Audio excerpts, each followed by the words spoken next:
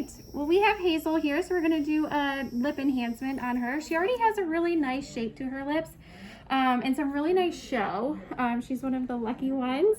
So we've done a lip enhancement on her once before, about 6 months ago, I would say. And we're going to go ahead and just give her a little bit of volume. And today we're going to use some Reviness Versa Lips Plus. So I'm going to go ahead in here and just kind of work on that Cupid's bow area. You can use your Vibe Hazel if you'd like.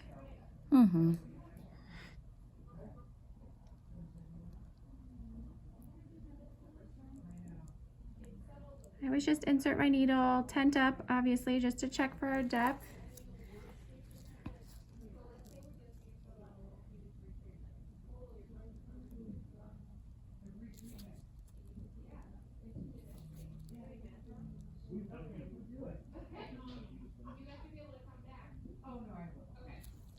Okay.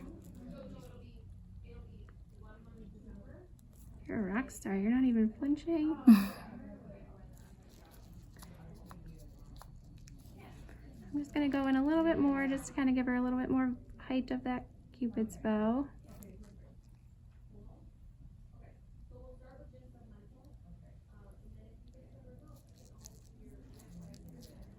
Okay, and I'm just going to move to the other side and give her a little bit of volume.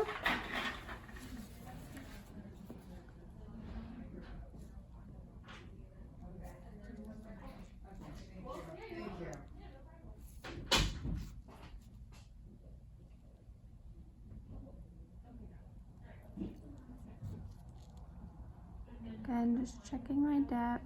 You doing okay, Hazel? Doing great. Just open slightly for me. Perfect. Go ahead and get in the corner here.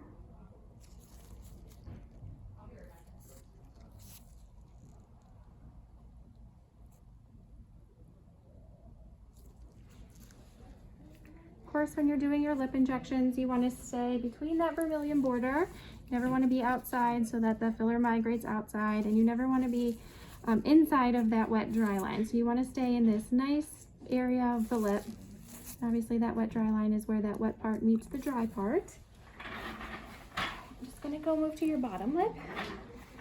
And we previously talked, turn towards me just slightly. We previously talked prior to filming that she was happy with the volume in her bottom lip, but we wanted to just make it like nice and evenly hydrated from within, because all of the fillers that we use in the lips are hyaluronic acid fillers. So it's going to hydrate from within. So if we didn't do any in the bottom lip, we would kind of give her a little bit of a raisin appearance to that bottom. And that's not something that she was wanting to go for.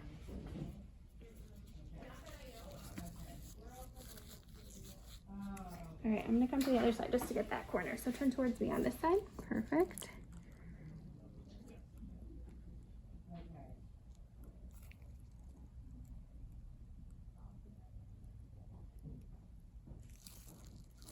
right, I'm gonna go back one more time in the middle here. You doing okay?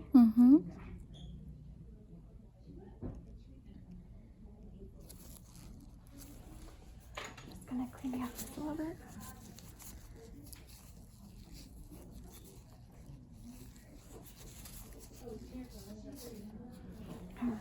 Let me just come back. I'm going to have you just sit your head forward just slightly so I can take a peek at you.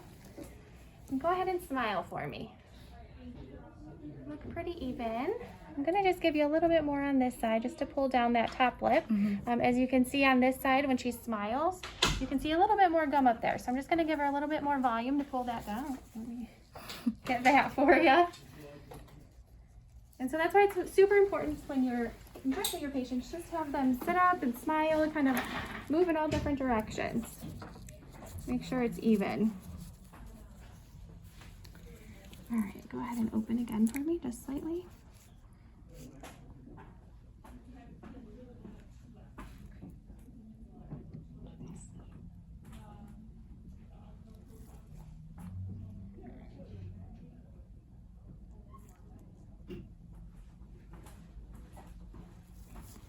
I'm gonna get in the corner here.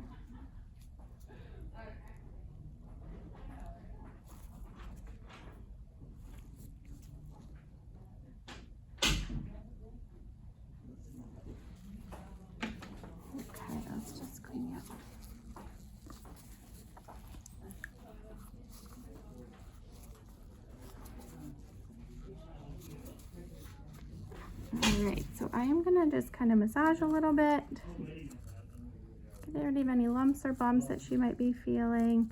Again, you don't want to massage too early on before you have too many more injections to go, because it can make the lips swell a little bit more, so then you might cause any asymmetries. All right, I'm gonna go ahead and get a look. Sit up for me again, just smile. Looks a little bit better, and then relax. You look pretty symmetrical to me. Let me go ahead and just get a Q-tip.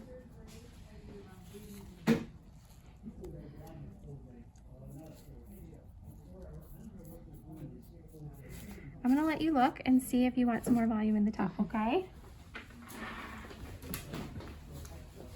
Take a peek. A little bit more volume? Mm-hmm, okay. Good. Okay, you want some more though? I don't want to overdo it, so you can... No, I think that's good. What do you think? Yeah, it's about half a syringe, so we can always take a peek in 2 weeks. Yeah. I don't want to, you know. Okay. Oh, good. Okay, let me clean you up a little bit then. All right, you can lay back. And just gonna clean her up.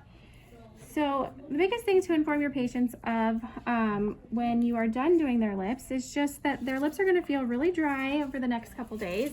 Even though we are hydrating them from the inside, we're using, go ahead and open for me. We're using just a lot of alcohol, and it's just like really drying to the lips. So we have the new Comfortox lips that we're gonna start applying to her. I'm just gonna go ahead and just smooth out once more. Just get rid of any lumps or bumps.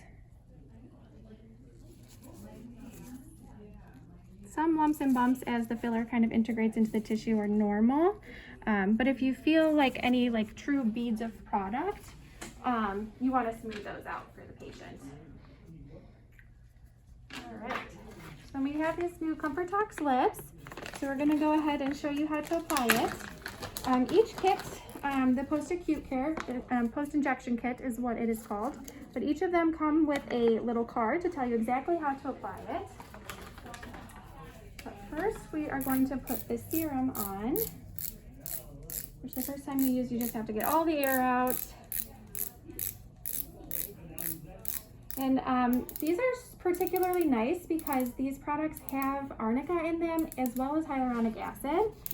So it really does help hydrate your patient's lips, and with the arnica in there, it's going to help with any bruising. It's just that homeopathic agent to just decrease bruising.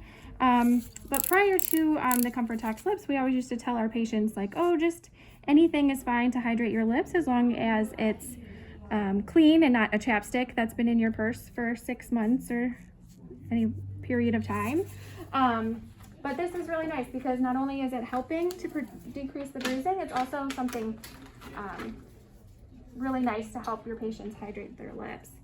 And we're going to go ahead and just apply the balm next. And this again has hyaluronic acid in it. And we're just going to go right over top. And this is going to just help give your the lips that you just injected such a beautiful shine. I'm going to use a different finger here. Just to give them this nice, beautiful shine so that when you take your before and after photos, you will have a perfect canvas to take that photo to post on your social media.